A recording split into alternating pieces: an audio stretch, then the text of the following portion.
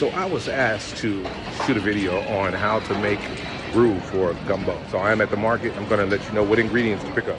We will be shopping for the Trinity. You're gonna need some green bell peppers. Of course, you're gonna need a stalk of celery. And you can't forget the yellow onion. So that concludes the Trinity. You're gonna need some fresh garlic. So I just picked up everything I need for the roux, and we are good to go. So now keep in mind that your roux is only the base for your gumbo. It's one of the most important things of your gumbo, but it's only the base. So all the extra spices and herbs that you add is totally up to you and your taste buds. So today I'm going to be showing you how to make a roux for gumbo. I'm not gonna really show you how to make a gumbo. I'm just gonna make it while I'm making my roux. The ingredients needed to make your roux is going to be 3 stalks of celery, half a cup of onion, and a half a cup of green bell peppers. And you want to chop them up very, very small. The smaller, the better.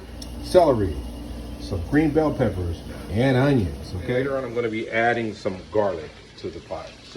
But before I get started, I'm going to take my andouille sausage out of the pot. So in our roux, we're going to start with putting 1/3 stick of butter in the bottom of the skillet. Melt all the way down. I'm going to add a little bit of vegetable oil. As you can see, we got our mixture of butter and oil. Okay, I want that butter to melt down all the way before I start to add my flour. It's good to use a wooden spoon, that way you don't scratch up the bottom of your pot. So at this point, I'm going to start adding just a little bit of flour. And the idea is to go ahead and cook that flour till it gets nice and dark. Okay? You're going to go through different stages of the color. So you want it to be about the color of a penny, maybe a little darker. As you can see, my roux is getting darker and darker. Okay, so now that I got my roux to the right color here, just the way I want it, it's time to start adding in the vegetables.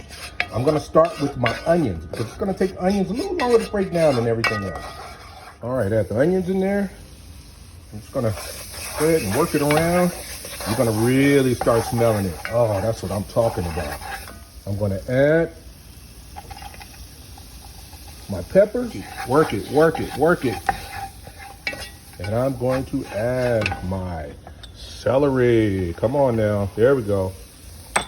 And I'm also gonna add a pinch of salt, okay? As you add your vegetables, the temperature is gonna start cooling down. We're gonna have to bring this back up to temperature.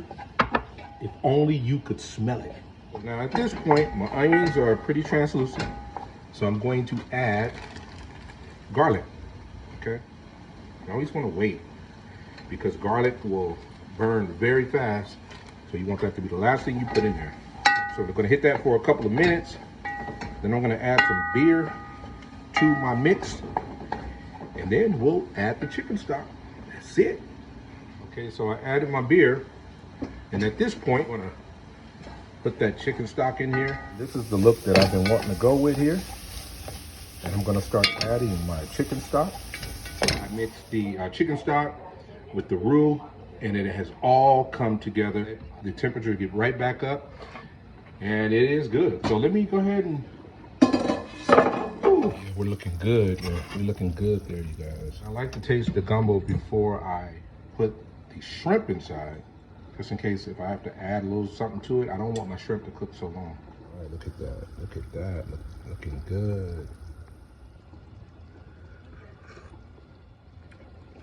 Oh yes, that's good. So now it's time to add the shrimp. So when you are making your gumbo, when you're making your roux, don't get intimidated. All you gotta do is just do the proper steps and know what to look for, and it'll come out great every time. All right, now I'm about to taste it and let you know how it was. All right, here we go. This is the moment of truth.